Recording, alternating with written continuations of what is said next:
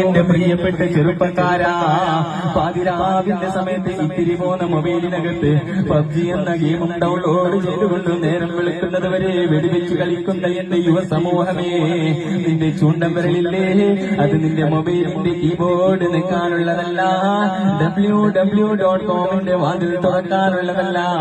നാളെ നീ മരിച്ചു കഴിഞ്ഞാൽ നിന്റെ മയ്യത്ത് കൊണ്ടുപോയി കബറിൽ വെച്ചതിന് ശേഷം മുങ്കറിന് കീഴും കടന്നു വരുന്നതിന് മുമ്പ് ഒരു മലക്ക് കടന്നു വരുമത്രേ.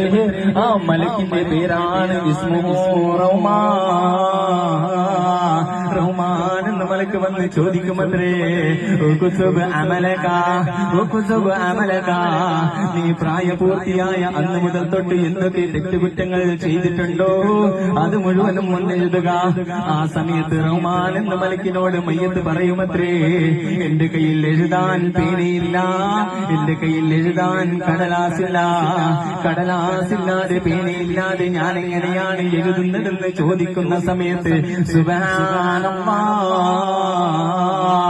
റഹ്മാൻ എന്ന മലക്ക് മയ്യത്തിനോട് പറയുമത്രേ, നിന്റെ ചൂണ്ടം വരലില്ലേ, അതിനെ പേനയാക്കടോ, നിന്റെ ഉമനേരില്ലേ, അതിനെ മഷിയാക്കടോ.